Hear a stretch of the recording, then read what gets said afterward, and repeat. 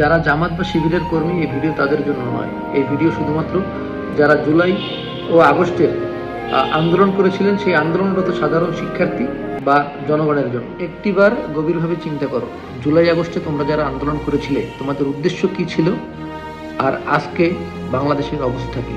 একটিবার গভীরভাবে চিন্তা করো, জুলাই আগস্টে আন্দোলন চলাকালীন মাননীয় প্রধানমন্ত্রী জননেত্রী শেখ হাসিনা তোমাদের যে জিনিসটি বারবার বোঝানোর চেষ্টা করেছেন যে এই আন্দোলন জামাত শিবিরের আন্দোলন, তার প্রমাণ কি তোমরা আজকে পেয়েছো?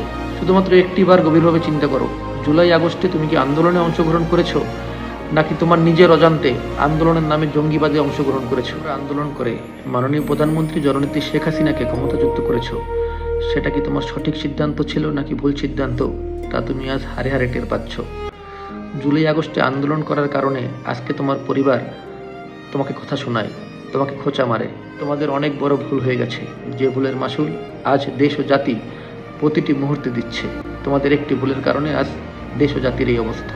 একটিবার চিন্তা করে দেখেছো যে তোমরা মাননীয় প্রধানমন্ত্রী জননেত্রী শেখ হাসিনাকে ক্ষমতাচ্যুতি করে তার স্থানে কাকে বসিয়েছো, কার হাতে দেশের দায়িত্ব দিয়েছ?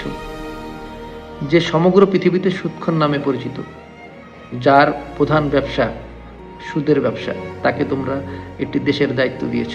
যে ব্যক্তিকে গ্রাম বাংলার প্রতিটি মানুষ রক্তচোষা ইউনূস নামে চেনে, তাকে তোমরা দেশের দায়িত্ব দিয়েছ। তোমরা কি বলতে পারো ইউনূসের ধর্ম কি? ইউনূস যদি মুসলিম ধর্মের অধিকারী হয়ে থাকে, তবে কেউ বলতে পারবে বাংলাদেশের কোথাও কোনো মসজিদে ইউনূসকে এক ওয়াক্ত নামাজ আদায় করতে দেখেছে? কেউ বলতে পারবে? গ্রামীণ ব্যাংকে যারা ক্ষুদ্র ঋণ নেয়, তাদের কাছে জিজ্ঞেস করবে ইউনূস কি জিনিস। মৃত ব্যক্তির ঋণের টাকা পরিশোধ না হওয়া পর্যন্ত তার লাশ পর্যন্ত দাফন করতে দেয় না ডাক্তার মোহাম্মদ ইউনূস। তা কি তোমাদের জানা নেই? তোমরা সেই ব্যক্তিকে কিভাবে একটি দেশের দায়িত্ব দিলে? তোমরা সমস্ত বাংলাদেশ খুঁজে এমন এক ব্যক্তিকেই পেলে, এছাড়া অন্য কাউকে পেলে না যাকে তোমরা বাংলাদেশের দায়িত্ব দিবে। একটাবার ভেবে দেখেছো তোমরা তোমাদের নিজের অজান্তে দেশ ও জাতির কত বড় ক্ষতি করেছো? অনেক বড় ভুল হয়ে গেছে, যে ভুলের মাসুল আজ জাতি প্রতিটি মুহূর্তে দিচ্ছে। তোমরা রাতে ঘুমানোর আগে একবার চিন্তা করবে যে তোমরা কি উদ্দেশ্যে আন্দোলন করেছিলে, তোমাদের আন্দোলনের উদ্দেশ্য কি ছিল, আর আজকে এই বাংলাদেশের অবস্থা কি হয়েছে। বাংলাদেশকে তোমরা কোন জায়গায়, কোন প্রান্তে নিয়ে দাঁড় করিয়েছো, একবার চিন্তা করে দেখবে। তুমি মনে মনে অনুতপ্ত হওয়া ছাড়া তোমার কিছুই করার থাকবে না। তোমার একটি ভুল সিদ্ধান্তের কারণে আজকে দেশ ও জাতির এই অবস্থা।